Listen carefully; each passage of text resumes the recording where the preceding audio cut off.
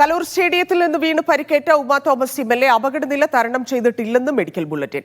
Ventilation സഹായം തുടരണം. ശ്വാസകോശത്തിലെ ചതവ് മൂലമുണ്ടായ രക്തസ്രാവം ഗുരുതരമാണ്.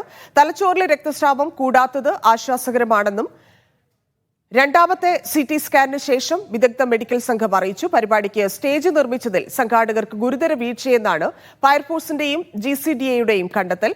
അപകടം നടന്ന സ്ഥലത്ത് പോലീസ് ഫോറൻസിക് സംഘം പരിശോധിച്ചു.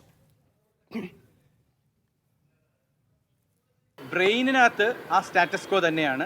സാധാരണഗതിയിൽ സെക്കൻഡ് ഡേ ആകുമ്പോൾ നമുക്ക് മോശമായിട്ടുള്ള ബ്ലീഡിങ്ങോ അല്ലെങ്കിൽ അങ്ങനെ ചതവുകളോ വേറെ കൂടുതൽ എന്തെങ്കിലും കാണാറുണ്ട്.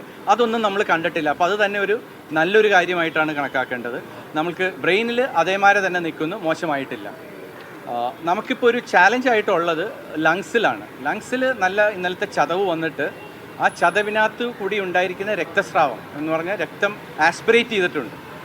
നമുക്ക് 2 കുഴലാണ്. അപ്പോൾ ഈ രക്തം ബ്ലീഡ് ചെയ്തിട്ട് മൂക്കിൽ നിന്നും വായുന്നു അത് നേരെ ലങ്സിൽ പോയിട്ട് അത് കളക്ട് ചെയ്തിട്ട് ലങ്സിൽ കെട്ടി വളരെ കുറവേ ഉള്ളൂ. ഒരു 200 ml താഴെ ഉള്ളൂ, 2 സൈഡിലും ഉണ്ട്.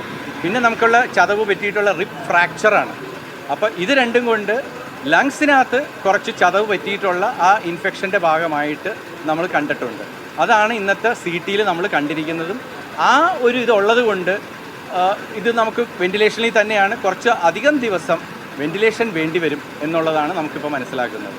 അപ്പോൾ നമ്മളിപ്പോൾ ഈ ഇൻഫെക്ഷൻ അതർവൈസ് ലങ്സിലുള്ള ഇൻഫെക്ഷൻ മാറാനായിട്ടുള്ള ആൻറ്റിബയോട്ടിക്, നല്ല ആൻറ്റിബയോട്ടിക് 2 തരം ആൻറ്റിബയോട്ടിക് കൊടുക്കുന്നുണ്ട്. അതൊക്കെ ഇന്നലെ തന്നെ സ്റ്റാർട്ട് ചെയ്തതാണ്. അതൊക്കെ അത് പോകുന്നുണ്ട്. ലിഡിയ ജേക്കബ് ചേരുന്നുണ്ട്. ലിഡിയ, അപകടനില തരണം ചെയ്തിട്ടില്ല, വെന്റിലേറ്ററിൽ തന്നെ തുടരേണ്ടി വരുമെന്നാണ് മെഡിക്കൽ ബുള്ളറ്റിൻ പറയുന്നത്. നേരത്തെ മെഡിക്കൽ ബോർഡ് യോഗം ചേർന്നിരുന്നു. എന്തൊക്കെയാണ് ചികിത്സയുമായി ബന്ധപ്പെട്ടുള്ള ഇനിയുള്ള തീരുമാനങ്ങൾ? ഒപ്പം ബുള്ളറ്റിനിൽ പറയുന്ന കൂടുതൽ വിവരങ്ങൾ.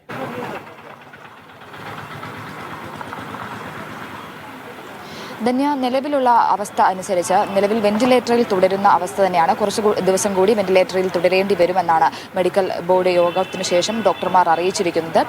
അതിൽ ഒരു പ്രധാനപ്പെട്ട ഒരു കാരണമായി പറയുന്നത്, ഏറ്റവും വലിയൊരു വെല്ലുവിളിയായി പറയുന്നത് എന്താണെന്ന് വെച്ചാൽ ഈ ശ്വാസകോശത്തിലെ ചതവ് സംഭവിച്ചിട്ടുണ്ട്. ഈ ഇടിച്ച് വീണതുമായി ബന്ധപ്പെട്ട് ശ്വാസകോശത്തിൽ, അതായത് മുന്നിൽ വാരിയെല്ലുകൾക്ക് ഒടിവ് സംഭവിച്ചതിനെ തുടർന്ന് ശ്വാസകോശത്തിന് ചതവ് സംഭവിച്ചിട്ടുണ്ട്. അതിൽ അണുബാധ ഉണ്ടായിട്ടുണ്ട്. അതുകൊണ്ട് തന്നെ ഇതിൽ ആ അണുബാധ ഉണ്ടാകുന്നതുകൊണ്ട് ആൻറ്റിബയോട്ടിക്കുകളാണ് നൽകിക്കൊണ്ടിരിക്കുന്നത്. ആ ഒരു അവസ്ഥ നിലവിലുള്ളത് കാരണം കുറച്ച് വെല്ലുവിളിയാണ്. അവസ്ഥ നിലവിൽ കുറച്ച് വെല്ലുവിളിയാണ്. അതുകൊണ്ട് തന്നെ കുറച്ച് ദിവസങ്ങൾ കൂടി വെന്റിലേറ്ററിൽ തുടരേണ്ടി വരും എന്നാണ് ഡോക്ടർമാർ പറയുന്നത്. വെന്റിലേറ്ററിൻ്റെ സഹായത്തോടെയാണ് ഇപ്പോൾ ഉള്ളത്. അതുകൊണ്ട് തന്നെ നിലവിൽ കുറച്ച് ദിവസം കൂടി വെന്റിലേറ്ററിൽ കഴിയേണ്ടി വരും എന്നാണ് ഡോക്ടർമാർ പറയുന്നത്. മാത്രമല്ല, ഇന്നത്തെ ഒരു മെഡിക്കൽ ബുള്ളറ്റിന് ശേഷം ഏറ്റവും ആശ്വാസകരമായിട്ടുള്ളൊരു കാര്യം എന്ന് പറയുന്നത്, തലയ്ക്ക് ഉള്ള പരിക്കുകൾ ഗുരുതരമായിട്ടില്ല. ഒപ്പം ആന്തരിക